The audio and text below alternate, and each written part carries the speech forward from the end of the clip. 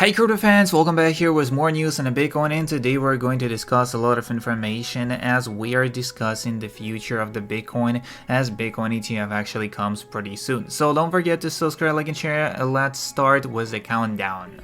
So first of all, the Bitcoin ETF is happening today. The boomers want exposure to Bitcoin. They're going to send Bitcoin to million and there's no stopping this train. Prepare your bags accordingly.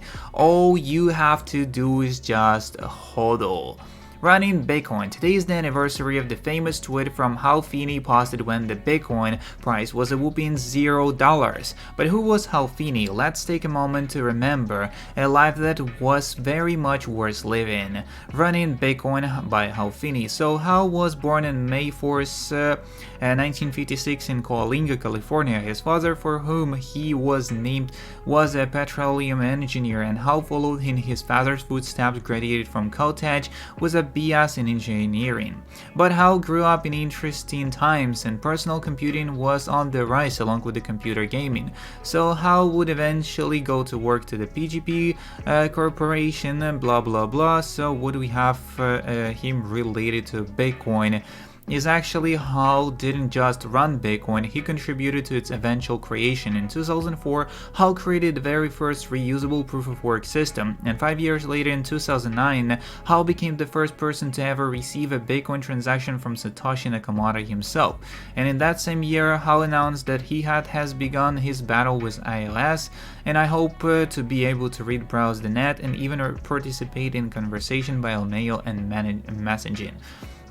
So Hal persevered for another 5 years before finally succumbing to his illness in 2014, as Hal is remembered by his loving wife and their children, and by the millions of grateful Bitcoiners around the world. Thank you, Hal.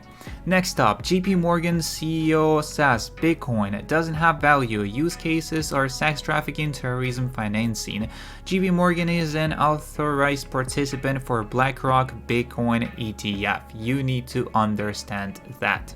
The most compelling reason to SecGov will approve the Bitcoin ETF is that the denial would result in a massive class action lawsuit, with the plaintiffs being essentially every major institutional asset manager in the United States, with a precedent already set by the Grayscale case. It would be utterly pointless even to try.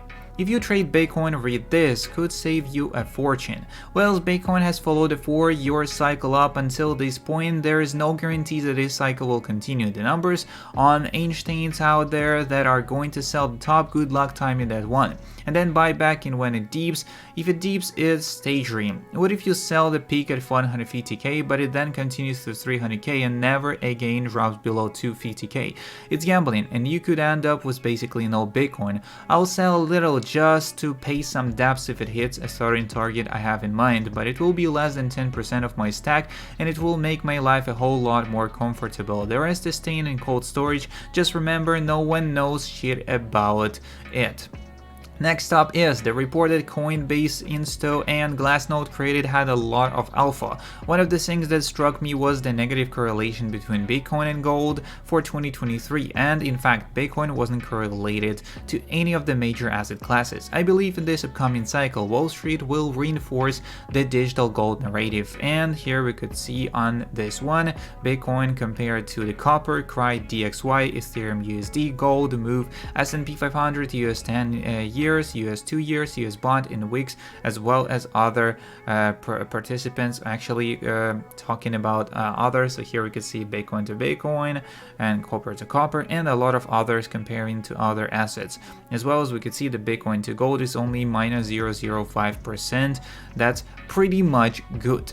Next up we go with, on July 1st, 2013, Cameron and Tyler Winklevoss filed a Winklevoss Bitcoin Trust as planned Bitcoin ETF. At the time, the price of Bitcoin was less than $100. Thankfully, the SEC did not approve it in an effort to protect investors from a 450x return.